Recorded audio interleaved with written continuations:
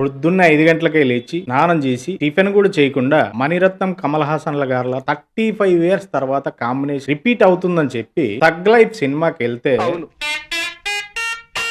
Hi friends, thug life సినిమా చూసొచ్చాను friend. నిజంగా చెప్పాలంటే నాకు థగ్ లైఫ్ సినిమా అంత పెద్దగా నచ్చలేదు భయ్య. 35 ఇయర్స్ తర్వాత కమల్ హాసన్ గారు మణిరత్నం గారుల కాంబినేషన్ నేను చాలా ఎక్స్పెక్టేషన్స్ పెట్టుకున్నాను. బట్ సినిమా మాత్రం చాలా డిసప్పాయింట్ చేసింది. ఈ సినిమాలో కమల్ హాసన్ గారు ఒక డైలాగ్ చెప్తారు ఫ్రెండ్స్. నాన్న, ఇది ఢిల్లీ, ఇక్కడ అధికారం కోసము కొడుకు తండ్రిని చంపడము, అన్న తమ్ముని చంపడము, ఇవన్నీ ఈ ఊరికి అలవాటే. అదే పాయింట్ మీదే ఈ సినిమా కథ అంతా నడుస్తుంది ఫ్రెండ్. ఒక రాజు లాంటి రంగరాయ శక్తిరాజు, అతని దగ్గర అధికారం లాక్కోవడానికి చుట్టూ ఉన్న నమ్మిన మనుషులే ఏం చేశారు, ఎలా కొట్టుకున్నారు అనేదే సినిమా స్టోరీ. సినిమా స్టోరీ మనము ఇంతకు ముందు చాలా సినిమాల్లో చూసాం. సబ్జెక్టే చాలా అవుట్డేటెడ్. ప్రతి సీన్ కూడా మనకు ఎక్కడో చూసినట్టే అనిపిస్తుంది. ఈ సినిమాకి ఇంత లెంత్ అవసరం లేదు భయ్య. ఈ సినిమాలో సీన్స్ చాలా స్లోగా నడుస్తూ ఉంటాయి. స్టేజ్ తర్వాత ఇరిటేషన్ వస్తుంది. ఫస్ట్ హాఫ్ విరామం అని పడగానే అబ్బా అయిపోయిందా ఫస్ట్ హాఫ్, అమ్మా అని ఒక కొండని దించి పక్కన పెట్టినంత ఫీలింగ్ వచ్చింది నాకైతే. సెకండ్ హాఫ్ లో ఏదైనా మ్యాజిక్ జరుగుతుందేమో అని చిన్న ఆశ ఉండేది. సెకండ్ హాఫ్ దీనికంటే కూడా టార్చర్ భయ్య. నిజంగా ఈ సినిమాలో యాక్షన్ సీన్స్ కొంచెం పర్లేదు.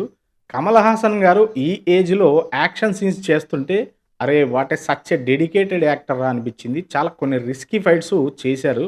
సింబుని చాలా న్యాచురల్ యాక్టింగ్ చేయడం చూడడము ఇదే ఫస్ట్ టైం నేను. మామూలుగా సింబు సినిమాల్లో డిఫరెంట్ టైప్ ఆఫ్ యాక్టింగ్ ఉంటుంది, కానీ ఈ సినిమాలో చాలా న్యాచురల్ గా ఉంది యాక్టింగ్. ఈ సినిమాలో చెప్పుకోదగ్గ క్యారెక్టర్స్ అయితే ఎవరికి లేవు. త్రిష, అభిరామి వీళ్ళందరూ ఉన్నారు, కానీ అంత పర్ఫార్మెన్స్ కి స్కోప్ ఉన్న క్యారెక్టర్స్ అయితే కాదు. తనికెళ్ల భరణి గారు ఈ సినిమాలో ఎందుకో ఉన్నారు అంతే. రెహమాన్ గారి మ్యూజిక్ కొంచెం ఫ్రెష్ గా అనిపించింది. కొంచెం ఒక్కొక్క సినిమాలో వేరియేషన్ జరిగే కొద్దీ ఒక్కొక్క థీమ్ అనేది ట్రై చేశారు. అది కొంచెం ఫ్రెష్ గా అనిపించింది. నాకు నచ్చిన ఒకే ఒక క్రాఫ్ట్ ఈ సినిమాలో ఏదైనా ఉందంటే అది సినిమాటోగ్రఫీ. కొన్ని మంచి బ్యూటిఫుల్ ఫ్రేమింగ్స్ ఉంటాయి ఈ సినిమాలో. ఈ సినిమా అంత పర్పస్ఫుల్ గా ఏం లేదు ఫ్రెండ్స్. ఏదో సినిమా తీయాలి 35 ఇయర్స్ తర్వాత మన కాంబినేషన్ అంటే కొంచెం జనాలు ఎక్స్పెక్ట్ చేస్తారు అని చెప్పి హై యాక్షన్ మూవీస్ అయితే తీసినట్టుగా నాకు అనిపించింది. మణిరత్నం గారి ఆ స్టోరీ టెల్లింగ్ విధానం, ఆ స్లో నరేషన్ అనేది ఈ టైంలో అంత స్లో నరేషన్ చూసే ఓపిక అయితే ఆడియన్స్ కి లేదని నా ఒపీనియన్. So friends,